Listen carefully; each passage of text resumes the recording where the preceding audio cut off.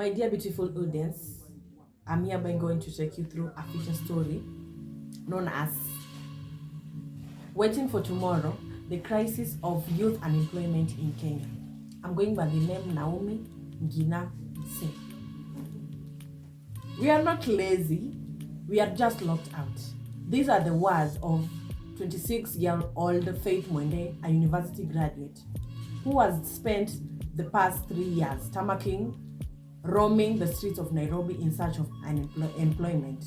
She's one of the 5.3 million unemployed young youth in Kenya, a staggering number that signals more than a personal crisis. It marks a national emergency. In Kenya, over 75% is under 35 years old. This youthful majority should be the engine of the economy, innovators of the future, and guardians of democracy. Yet, despite their education, energy, and aspirations, many of them remain jobless. In Kenya, it has been a system where it struggles to absorb its future. Hence, every year, nearly 800,000 young Kenyans join the labor market. But the economic creation, only a fraction of the jobs required to absorb them. The formal sector, already constrained by high taxes, political instability, and bureaucracy, continues to shrink.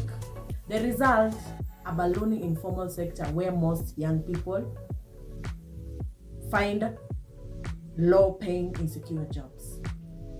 Additionally, behind the numbers, a recent report by the National Bureau of Statistics showed that young youth aged 20 to 34 face an unemployment rate of 38%, with young women disproportionately affected. Many graduates take job far below their qualifications, while others fall into despair and give up searching altogether.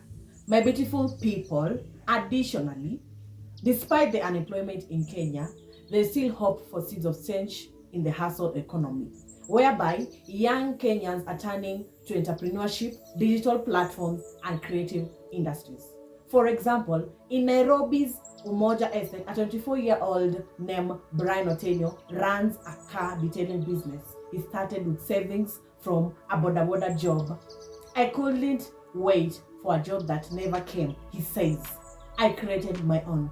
Solving youth unemployment requires a multi-faced approach where things must change, including revamping education to focus on skills, innovation, and entrepreneurship. Another change must be investing in digital infrastructure and make internet access to affordable and widespread. Support small businesses through financing, training, and policy incentives. Other change will be promoting vocational training to value blue-collar jobs as much as white-collar jobs. Other change that may reduce the unemployment in Kenya is by ensuring youth participation in policy making so their voices shape their future. My fellow Kenyans, there is need for a call of action, whereby Kenya is at crossroads. If the youth continue to be sidelined, the promise of Vision 2030 will remain a dream deferred. But if empowered, these young people can lead a renaissance of economic and social transformation.